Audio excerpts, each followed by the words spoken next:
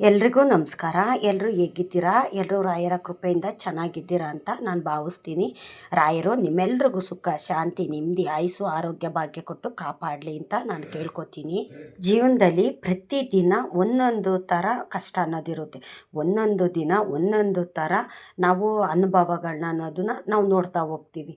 ಏಕೆ ಅಂತಂದರೆ ಇವತ್ತಿದ್ದಂಥ ಜೀವನ ನಾಳೆ ಇರೋದಿಲ್ಲ, ನಾಳೆ ಇದ್ದಿದ್ದಂಥ ಜೀವನ ನಾಡಿದ್ದಿರೋದಿಲ್ಲ.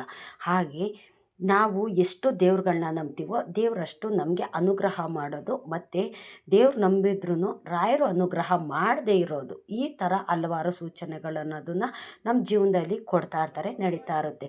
ನಾವು ರಾಯರು ಪೂಜೆ ಮಾಡ್ತಾಯಿದ್ದೀವಿ ಆದರೂ ನಮ್ಗೆ ಒಳ್ಳೇದಾಗ್ತಿಲ್ಲ ಅಂತ ಕೆಲವ್ರು ಹೇಳೋದಾಯಿತು ಅಂತಂದರೆ, ಇನ್ನು ಕೆಲವರು ನಾನು ಇತ್ತೀಚೆಗೆ ರಾಯರು ಪೂಜೆ ಮಾಡೋದಕ್ಕೆ ಸ್ಟಾರ್ಟ್ ಮಾಡಿಕೊಂಡೆ, ರಾಯರು ಮೊದಲನೇ ನನಗೆ ಅನುಗ್ರಹ ಮಾಡಿಬಿಟ್ರು ಅಂತ ಕೆಲವ್ರು ಹೇಳ್ತಾರೆ. ಇನ್ನು ಕೆಲವರು ನನ್ನ ಜೀವನ ಹಾಗೇ ಇದೆ, ಹೇಗಿದೆಯೋ ನನ್ನ ಜೀವನ ಹಾಗೇ ಇದೆ, ಬದಲಾವಣೆ ಅನ್ನೋದೇ ನನ್ನ ಜೀವನದಲ್ಲಿ ನಾನು ನೋಡ್ತಾ ಇಲ್ಲ. ಹಲವಾರು ವಿಷಯಗಳಲ್ಲಿ ನಾನು ತುಂಬಾ ಸೋತಿದ್ದೀನಿ, ತುಂಬಾ ಎಡುತ್ತಾ ಇದ್ದೀನಿ. ಏನೇ ಒಂದು ಕೆಲಸ ಮಾಡಬೇಕಾದ್ರೂ ಅದರಲ್ಲೆಲ್ಲ ಸೋಲು ಅನ್ನೋದು ಬರ್ತಿದೆ. ಕಾರಣ ಏನು ಅಂತ ಗೊತ್ತಿಲ್ಲ. ನಾನು ದೇವ್ರುಗಳನ್ನ ನಂಬ್ತೀನಿ, ದೇವಸ್ಥಾನಕ್ಕೂ ಸಹ ಹೋಗ್ತೀನಿ, ರಾಯರು ಪೂಜೆನ ನಾನು ಅಷ್ಟೇ ಚೆನ್ನಾಗಿ ಮಾಡ್ತೀನಿ, ಮತ್ತು ವಾರ ರಾಯರ ಮಠಕ್ಕೆ ಹೋಗ್ತೀನಿ, ವ್ರತ ಪೂಜೆ ಎಲ್ಲವನ್ನು ಸಹ ನಾನು ಮಾಡ್ತಾಯಿದ್ದೀನಿ. ಆದರೆ ನಾನು ಮಾಡೋ ಕೆಲಸಗಳಲ್ಲಿ ಅನುಗ್ರಹ ಆಗ್ತಿಲ್ಲ, ಒಳ್ಳೇದಾಗ್ತಿಲ್ಲ. ಗೊತ್ತಿಲ್ಲ ಕಾರಣ ಏನು ಅನ್ನೋದು ಗೊತ್ತಿಲ್ಲ. ದೇವ್ರು ಏನಕ್ಕೆ ನನಗೆ ಇಷ್ಟೊಂದು ಪರೀಕ್ಷೆ ಮಾಡ್ತಿದ್ದಾರೆ ಅಂತಲೂ ಗೊತ್ತಿಲ್ಲ. ಇನ್ನು ಕೆಲವರು ರಾಯರನ್ನ ಮೊದಲದಾಗಿ ಪೂಜೆ ಮಾಡೋಕ್ಕೆ ಸ್ಟಾರ್ಟ್ ಮಾಡ್ಕೊಂಡಿದ್ದ ನಂತರ ರಾಯರು ಪವಾಡ ಮಾಡ್ತಿದ್ದಾರೆ, ಅವ್ರಿಗೆಲ್ಲ ಒಳ್ಳೇದು ಮಾಡ್ತಿದ್ದಾರೆ, ಮತ್ತು ನನಗೇನಕ್ಕೆ ಒಳ್ಳೇದು ಮಾಡ್ತಿಲ್ಲ, ಏನಕ್ಕೆ ಇಷ್ಟೊಂದೆಲ್ಲ ಸತಾಯಿಸ್ತಿದ್ದಾರೆ ದೇವ್ರುಗಳು ಅಂತ ಕೆಲವ್ರು ಹೇಳ್ತಾರೆ. ನೋಡಿ, ರಾಯರು ಒಳ್ಳೇದು ಮಾಡೋ ಅಂಥ ಗುರು ರಾಯರು. ನಾವು ರಾಯರನ್ನ ಎಷ್ಟು ನಂಬ್ತೀವೋ ಅಷ್ಟು ಒಳ್ಳೇದು ಮಾಡೇ ಮಾಡ್ತಾರೆ. ಇದರಲ್ಲಿ ನಾವು ಯೋಚನೆ ಮಾಡೋ ಅಂಥದ್ದು ಏನಿಲ್ಲ. ಆದರೆ ರಾಯರು ಒಬ್ಬರ ಕೈಲೇ ಒಳ್ಳೇದು ಮಾಡೋದು ಸಾಧ್ಯವಾಗೋದಿಲ್ಲ. ಎಲ್ಲ ಗ್ರಹಗತಿಗಳು ನಮಗೆ ಒಳ್ಳೆಯದಾಗಬೇಕು, ಮತ್ತು ಮೊದಲದಾಗಿ ನಮಗೆ ಗುರುಬಲ ಇರಬೇಕು. ಗುರುಬಲ ಇದ್ದಾಗ ನಾವು ಏನೇ ಒಂದು ಕೆಲಸ ಕಾರ್ಯ ಮಾಡದಿರ ಹೋಗಲಿ, ಅದು ತಾನೇ ನಮಗೆ ಒಳ್ಳೆಯದಾಗ್ತಿರುತ್ತೆ. ನಾವು ಹಲವಾರು ವಿಷಯಗಳಲ್ಲಿ ಕೆಲಸಗಳಲ್ಲಿ ತುಂಬ ಪ್ರಯತ್ನ ಅನ್ನೋದು ಪಡ್ತಾ ಇರ್ತೀವಿ. ಗುರುಬಲ ಇಲ್ಲದೆ ಇರುವಾಗ ಎಷ್ಟೇ ನಾವು ಪ್ರಯತ್ನ ಪಟ್ಟರೂ ನಮಗೆ ಒಳ್ಳೆಯದಾಗೋದಿಲ್ಲ. ಇನ್ನು ಗುರುಬಲ ಇತ್ತು ಅನ್ನೋದಾಯಿತು ಅಂತಂದರೆ ನಾವು ಒಂದು ಹುಲ್ಲು ಕಡ್ಡಿ ಎತ್ತಿದ್ರೂ ಸಹ ಅಲ್ಲಿ ನಮಗೆ ಒಳ್ಳೆಯದಾಗೋವಂಥದ್ದು. ನಾವು ಒಂದು ಹೆಜ್ಜೆ ಮುಂದೆ ಇಟ್ಟರೂ ಸಹ ಅಲ್ಲಿ ನಮಗೆ ಏನಾದರೂ ಒಂದು ಸೂಚನೆ ಬರೋವಂಥದ್ದು ಒಳ್ಳೆ ರೀತಿಯಲ್ಲಿ ಈ ಥರ ಒಂದು ಆಗ್ತಿರುತ್ತೆ. ಗುರುಬಲ ಇದ್ರೇ ನಮಗೆ ಒಳ್ಳೆಯದಾಗೋದು.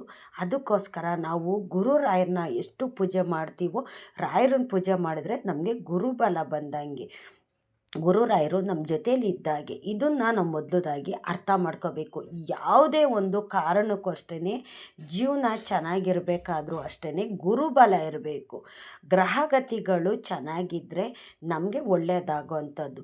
ಈಗ 9 ಗ್ರಹಗಳಿದ್ದಾವೆ ಅಂತಂದರೆ 9 ಗ್ರಹಗಳು ನಮ್ಮ ಕಡೆಯೇ ಇರೋದಿಲ್ಲ, 9 ಕಡೆನೂ ತಿರುಗಿರ್ತಾವಲ್ಲ ಗ್ರಹಗಳು. ಅದೇ ರೀತಿ ಒಂದೊಂದು ಸ್ಥಾನದಲ್ಲಿ ಒಂದೊಂದು ಗ್ರಹಗಳಿದ್ದಾಗ ನಮಗೆ ಅನುಗ್ರಹ ಆಗೋದಿಲ್ಲ.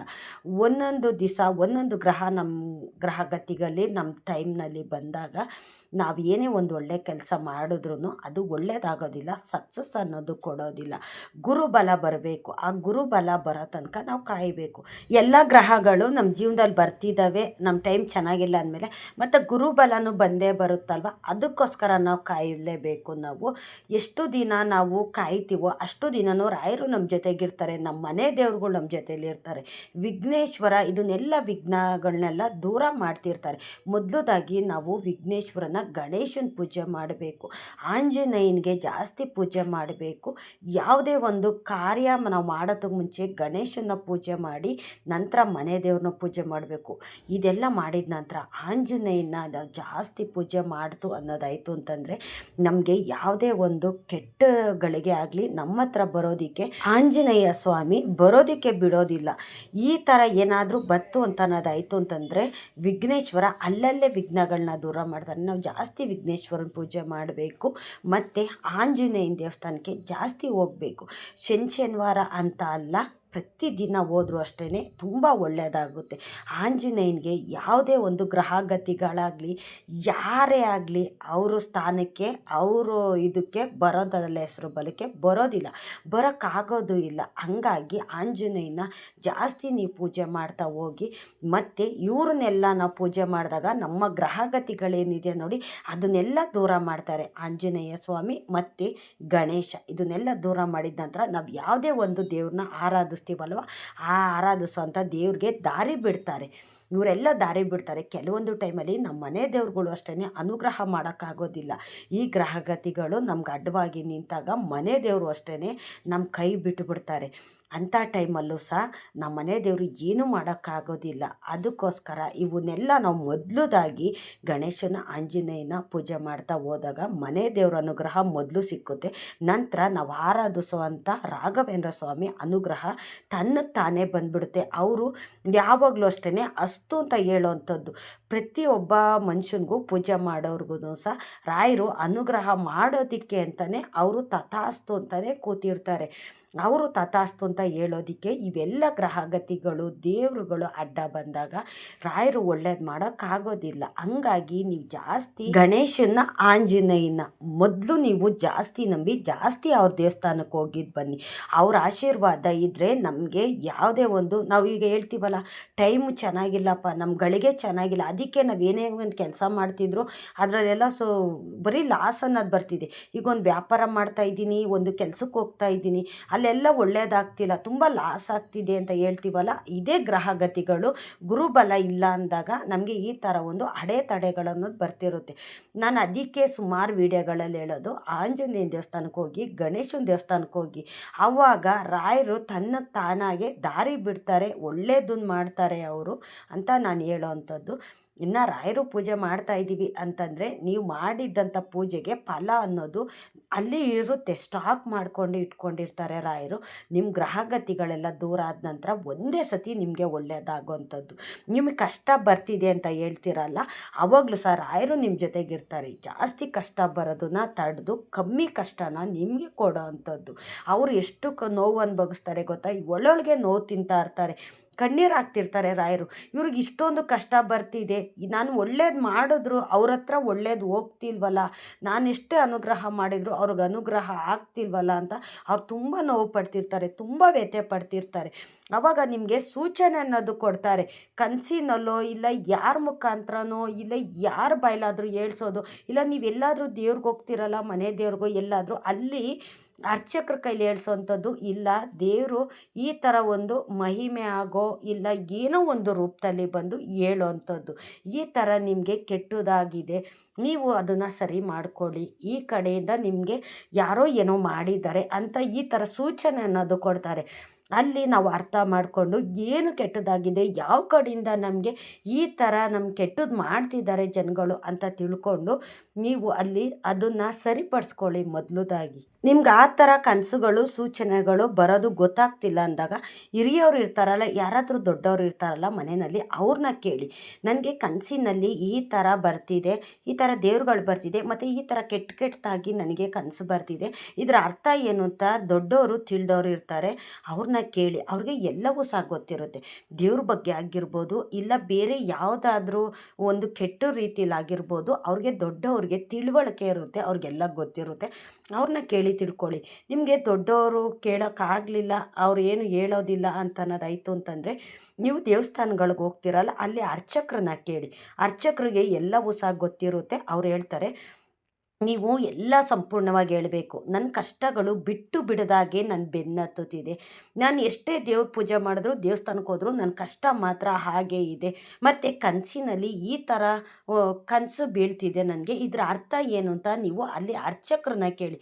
ಅರ್ಚಕರಿಗೆ ಎಲ್ಲವೂ ಗೊತ್ತಿರುತ್ತೆ, ಅವರು ಅಷ್ಟೇ ಎಲ್ಲ ಸಂಪೂರ್ಣವಾಗಿ ನಿಮಗೆ ಮಾಹಿತಿ ಅನ್ನೋದು ಕೊಡ್ತಾರೆ. ಮನೆಯಲ್ಲಿ ಕೆಟ್ಟದಾಗ್ತಿದೆ, ಈ ಥರ ಕನಸಿನಲ್ಲಿ ಏನಾದರೂ ಬರ್ತಿದೆ ಅಂದಾಗ ಕೆಲವ್ರಿಗೆ ಅರ್ಥ ಆಗೋದಿಲ್ಲ, ಕೆಲವ್ರು ಬೇಗ ಅರ್ಥ ಮಾಡ್ಕೋತಾರೆ, ಕೆಲವ್ರಿಗೆ ಅರ್ಥ ಆಗೋದಿಲ್ಲ.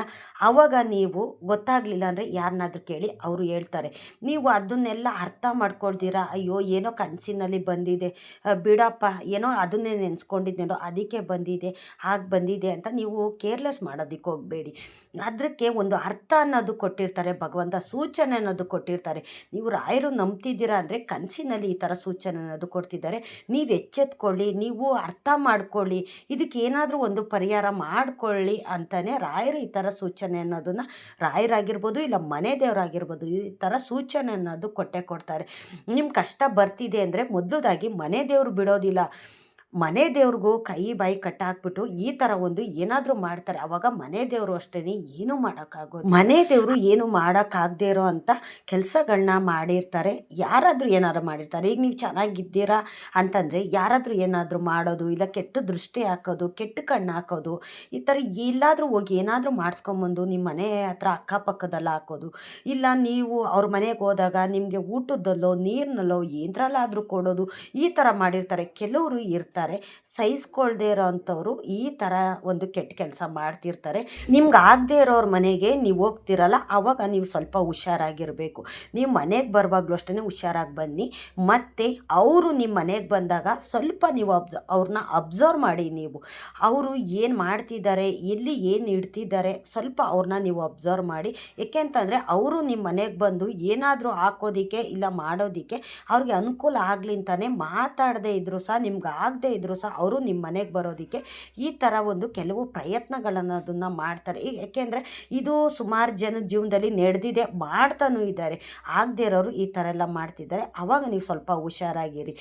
ಏನೋ ಅವರು ಮಾತಾಡ್ತಿರ್ಲಿಲ್ಲ, ಅವರು ನಮ್ಮ ಪ್ರೀತಿ ಬಯಸಿ ಬಂದಿದ್ದಾರೆ, ಅವ್ರ ಹತ್ರ ಚೆನ್ನಾಗಿರೋಣ ಅಂತ ನೀವು ಒಳ್ಳೆ ಮನಸ್ಸಿನಿಂದ ನೀವು ಆ ಥರ ಅನ್ಕೋತೀರಾ. ಆದರೆ ಅವರು ನಿಮ್ಗೆ ಕೆಟ್ಟದ್ದು ಮಾಡೋಕ್ಕೆ ಬಂದಿರ್ತಾರೆ ಅಂತ ನೀವು ಅಂದ್ಕೊಳ್ಳೋದಿಲ್ಲ. ನೀವು ಸಂಪೂರ್ಣವಾಗಿ ಅವ್ರನ್ನ ನಂಬಿರ್ತೀರ. ಅದಕ್ಕೋಸ್ಕರ ನಿಮಗೆ ಕೆಟ್ಟದ್ದು ಮಾಡೋದಕ್ಕೆ ಅವ್ರಿಗೆ ಈಸಿ ಆಗುತ್ತೆ. ನಿಮ್ಮ ಮನೆಗೆ ಬಂದು ಏನಾದರೂ ಮಾಡಾಕೋದಕ್ಕೆ ಈಸಿ ಆಗುತ್ತೆ. ಅಂಥವರು ಮನೆಗೆ ಬಂದಾಗ ನೀವು ಸ್ವಲ್ಪ ಅಬ್ಸರ್ವ್ ಮಾಡಿ. ನೀವು ಅವ್ರ ಮನೆಗೆ ಹೋದಾಗ ಸ್ವಲ್ಪ ಹುಷಾರಾಗಿರ್ರಿ. ಏಕೆಂತಂದರೆ ಆ ಥರ ಎಲ್ಲ ಏನಾದ್ರು ಮಾಡಿದಾಗ ಯಾವ ದೇವ್ರುಗಳು ಅಷ್ಟೇ ನಿಮಗೆ ದಾರಿ ಬಿಡೋದಿಲ್ಲ. ನಿಮ್ಗೆ ಒಳ್ಳೇದು ಮಾಡೋದಕ್ಕೆ ದೇವ್ರುಗಳು ಅಷ್ಟೇ ಸುಮ್ಮನಾಗ್ಬಿಟ್ಟಿರ್ತಾರೆ. ಅವ್ರು ಏನೂ ಮಾಡೋಕ್ಕಾಗದಿರೋಂಥ ಸ್ಥಿತಿನಲ್ಲಿ ದೇವ್ರುಗಳಿರ್ತಾರೆ. ಯಾರೇನೇ ಮಾಡಿದ್ರು ಮೊದಲು ತಡೆಯೋದೇ ಮನೆ ದೇವರು. ಆ ಮನೆ ದೇವ್ರಿಗೂ ಮೀರಿದಂಥ ಕೆಲಸಗಳನ್ನ ಕೆಲವರು ಮಾಡ್ತಾರೆ. ನಾನು ಅದಕ್ಕೆ ಹೇಳೋದು, ಸುಮಾರು ಜನ ನನಗೆ ಕಮೆಂಟ್ ಹಾಕ್ತೀರಾ, ನೀವು ಹೇಳ್ತೀರಾ, ನನಗೆ ಇನ್ಸ್ಟಾಗ್ರಾಮ್ನಲ್ಲೂ ಸಹ ಕಾಲ್ ಮಾಡಿ ಹೇಳ್ತೀರಾ, ನಾನು ಎಷ್ಟು ದೇವ್ರ ಪೂಜೆ ಮಾಡ್ತೀನಿ, ನನಗೆ ಒಳ್ಳೇದಾಗ್ತಿಲ್ವಲ್ಲ. ಕೆಲವರು ರಾಯರ ಪೂಜೆ ಇತ್ತೀಚೆಗೆ ಮಾಡ್ತಿದ್ದಾರೆ, ಅವ್ರಿಗೆಲ್ಲ ಅನುಗ್ರಹ ಮಾಡ್ತಿದ್ದಾರೆ, ಒಳ್ಳೇದು ಮಾಡ್ತಿದ್ದಾರೆ ಅಂತ ಹೇಳ್ತಾರೆ. ಆದರೆ ನಾನು ಸುಮಾರು ವರ್ಷದಿಂದ ಪೂಜೆ ಮಾಡ್ತೀನಿ, ನನಗೇನು ಒಳ್ಳೇದಾಗ್ತಿಲ್ಲ ಅಂತ ನೀವು ಕೇಳ್ತೀರಾ. ನೀವು ನೋಡಿ, ಅದಕ್ಕೆಲ್ಲ ಇದೊಂದು ಕಾರಣಗಳನ್ನೋದಿರುತ್ತೆ. ನೀವು ಮೊದಲದಾಗಿ ದೇವ್ರನ್ನ ನಂಬ್ತೀರಾ, ದೇವ್ರನ್ನೇ ನಂಬಿ ನೀವು. ನಾನು ಅದಕ್ಕೆ ಹೇಳೋದು, ಜನನ ಎಷ್ಟು ನಂಬಬೇಕೋ ಅಷ್ಟು ನಂಬಿ, ದೇವ್ರನ್ನ ನಾವು ಎಷ್ಟು ಆರಾಧಿಸ್ಬೇಕೋ, ಎಷ್ಟು ಪೂಜೆ ಮಾಡಬೇಕೋ ನಾವು ಅಷ್ಟು ಪೂಜೆ ಮಾಡ್ತಾ ಹೋಗಬೇಕು. ಮತ್ತು ನೀವು ಜಾಸ್ತಿ ಆಂಜನೇಯನ ದೇವಸ್ಥಾನಕ್ಕೆ, ಗಣೇಶನ ದೇವಸ್ಥಾನಕ್ಕೆ ಹೋಗಿ. ಆವಾಗ ನೀವೇನೇ ಒಂದು ಕೆಲಸ ಕಾರ್ಯ ಮಾಡೋದಕ್ಕೆ ಮುಂಚೆ ದೇವ್ರ ಹತ್ರ ನೀವು ಆಶೀರ್ವಾದ ತಗೊಂಡು ಆವಾಗ ನೀವು ಒಂದು ಕೆಲಸ ಕಾರ್ಯ ಅಂತ ಮಾಡಿ, ಇಲ್ಲ ವ್ಯಾಪಾರ ಮಾಡ್ತಿದ್ದೀರಾ, ಇಲ್ಲ ಒಂದು ಕೆಲಸಕ್ಕೆ ಹೋಗ್ತಿದ್ದೀರಾ, ಅಲ್ಲೆಲ್ಲ ಒಳ್ಳೇದಾಗ್ತಿಲ್ಲ ಅಂತ ಅಂದಾಗ ಈ ಥರ ದೇವರು ಆಶೀರ್ವಾದದಿಂದ ನೀವು ಒಂದು ಕೆಲಸ ಅಂತ ಮಾಡ್ತಾ ಹೋಗಿ. ಅಲ್ಲಿ ದೇವರು ನಿಮಗೆ ಅನುಗ್ರಹ ಮಾಡ್ತಾರೆ. ಯಾರೇನೇ ಮಾಡಿದ್ರು ಅದು ನಿಮ್ಮ ಹತ್ರ ಬರ್ದಿರೋ ಹಾಗೆ ದೇವ್ರುಗಳು ಅಲ್ಲಲ್ಲೇ ತಡೀತಿರ್ತಾರೆ. ಇನ್ನು ರಾಯರು ಅಂತಂದರೆ, ರಾಯರು ಎಲ್ರಿಗೂ ಒಳ್ಳೇದು ಮಾಡೋದಕ್ಕೆ ಅಂತಲೇ ರಾಯರು ಇರೋದು. ಕೆಟ್ಟವ್ರಿಗೂ ಸಹ ಒಳ್ಳೇದು ಮಾಡೋ ಅಂತ ನನ್ನ ತಂದೆ ಗುರು ರಾಯರು. ಕೆಟ್ಟವ್ರಿಗೆ ಕೆಟ್ಟದನ್ನ ಬಿಟ್ಬಿಡೋಣ, ಒಳ್ಳೆಯವ್ರಿಗೆ ನಾವು ಒಳ್ಳೆಯದನ್ನೇ ಯೋಚನೆ ಮಾಡ್ತಾ ಹೋಗೋಣ. ನಾವು ಮಾಡೋ ಕೆಲಸ ಕಾರ್ಯನ ನಾವು ಶ್ರದ್ಧೆ, ಭಕ್ತಿ, ನ್ಯಾಯ, ನೀತಿ, ಸತ್ಯ, ಧರ್ಮದಿಂದ ನಾವು ಮಾಡ್ತಾ ಹೋಗೋಣ. ನಮಗೆ ಕೆಟ್ಟದ್ದು ಮಾಡೋದಕ್ಕೆ 1000 ಜನ ಬಂದರೂ ಸಹ ಅವ್ರು 1000 ಜನನೂ ಸಹ ಭಗವಂತ ತಡೀತಿರ್ತಾರೆ. ನಾವು ಒಳ್ಳೇದು ಮಾಡಿದ್ರೆ ಒಳ್ಳೇದಾಗುತ್ತೆ, ಕೆಟ್ಟದ್ದು ಮಾಡಿದ್ರೆ ಕೆಟ್ಟದ್ದಾಗುತ್ತೆ. ಇಷ್ಟನ್ನು ನಾವು ಜೀವನದಲ್ಲಿ ಅರ್ಥ ಮಾಡಿಕೊಂಡು ನಾವು ಜೀವನ ಅನ್ನೋದನ್ನು ಮಾಡೋಣ. ಕೆಲವರು ನಾವು ಚೆನ್ನಾಗಿರೋದು ಸಹಿಸ್ಕೊಳ್ದಿರ ಹಲವಾರು ಕೆಟ್ಟದ್ದು ಮಾಡ್ತಾರೆ. ನಾನು ಸುಮಾರು ವಿಡಿಯೋದಲ್ಲಿ ಹೇಳ್ತೀನಿ, ದೇವ್ರುಗಳು ನಮಗೆ ಕೆಟ್ಟದ್ದು ಮಾಡೋದಿಲ್ಲ. ನಮ್ಗೆ ಕೆಟ್ಟದ್ದು ಮಾಡೋರು ಯಾರು?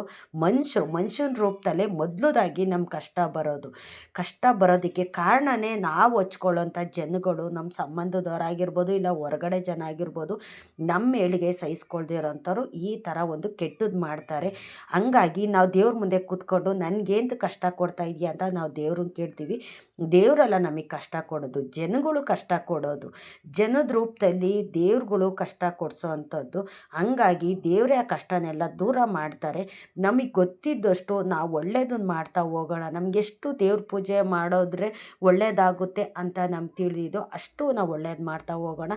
ಕೆಟ್ಟದನ್ನ ಕೆಟ್ಟವ್ರಿಗೆ ಬಿಟ್ಬಿಡೋಣ. ಇನ್ನು ಕೆಲವ್ರು ಹೇಳ್ತಾರೆ, ನಾವು ಗಂಡ ಹೆಂಡ್ತಿ ಹೊಂದಾಣಿಕೆ ಅನ್ನೋದಿಲ್ಲ, ಮಕ್ಕಳು ಹೇಳಿದ ಮಾತು ಕೇಳೋದಿಲ್ಲ, ಮನೆಯಲ್ಲಿ ಯಾರು ಒಬ್ಬರು ಮಾತು ಒಬ್ಬರು ಕೇಳೋದಿಲ್ಲ, ಈ ಥರ 4 ಜನ ಇದ್ದರೆ 4 ಜನ 4 ದಿಕ್ಕಾಗಿರ್ತಾರೆ ಅಂತ. ನೋಡಿ, ಮಕ್ಕಳು ಮನೇಲಿ ಹೇಳಿದ ಮಾತು ಕೇಳ್ತಾ ಇಲ್ಲ, ಅವ್ರ ವಿದ್ಯೆ ಬುದ್ಧಿ ಹತ್ತುತ್ತಾ ಇಲ್ಲ ಅಂತಂದರೆ ನಾನು ಒಂದು ವಿಡಿಯೋ ಮಾಡಿ ಹಾಕಿದ್ದೀನಿ. ಅಶ್ವತ್ಥ ಕಟ್ಟೆಯಲ್ಲಿ ನೀವು ಪ್ರದಕ್ಷಿಣೆ ಹಾಕಿಸಿ 9 ಸುತ್ತು, ಬ್ರಾಹ್ಮಿ ಮುಹೂರ್ತದಲ್ಲಿ 9 ಸುತ್ತು ಮಕ್ಕಳ ಕೈಲಿ ಪ್ರದಕ್ಷಿಣೆ ಹಾಕಿ. ಅಶ್ವತ್ಥ ವೃಕ್ಷದಲ್ಲಿ ಬ್ರಹ್ಮ ವಿಷ್ಣು ಮಹೇಶ್ವರ ಇರ್ತಾರೆ. ಹಂಗಾಗಿ ಅಲ್ಲಿ ಪ್ರದಕ್ಷಿಣೆ ಹಾಕಿದ್ರೆ ತುಂಬ ಒಳ್ಳೆಯದಾಗುತ್ತೆ. ದೊಡ್ಡವರಾಗಲಿ ಚಿಕ್ಕವರಾಗಲಿ ಪ್ರತಿಯೊಬ್ಬರು ಮಾಡಲೇಬೇಕಾದಂಥ ಪೂಜೆ ಇದು. ನಾವು ಇಂಥ ಟೈಮು ಇಂಥ ದಿವಸ ಅಂತಿಲ್ಲ, ಯಾವಾಗ ಬೇಕಿದ್ರೂ ಮಾಡ್ಬೋದು. ಆದಷ್ಟು ನೀವು ಅಶ್ವತ್ಥ ಕಟ್ಟೆಗೆ ಮಕ್ಕಳ ಕೈಲಿ ಪೂಜೆ ಮಾಡಿಸಿ, ನೀವು ಕೂಡ ಮಾಡಿ. ನಿಮ್ಮ ಕಷ್ಟ ಎಲ್ಲ ಬೇಗ ದೂರ ಮಾಡ್ತಾರೆ ಭಗವಂತ. ಇಷ್ಟೊತ್ತು ನನ್ನ ವಿಡಿಯೋ ನೋಡಿದ್ದಕ್ಕಾಗಿ ತುಂಬ ಹೃದಯದ ಧನ್ಯವಾದಗಳು. ರಾಯರು ನಿಮ್ಮೆಲ್ರಿಗೂ ಸುಖ ಶಾಂತಿ ನೆಮ್ಮದಿ ಆಯುಸ್ಸು ಆರೋಗ್ಯ ಭಾಗ್ಯ ಕೊಟ್ಟು ಕಾಪಾಡಲಿ ಅಂತ ನಾನು ಕೇಳ್ಕೊತೀನಿ.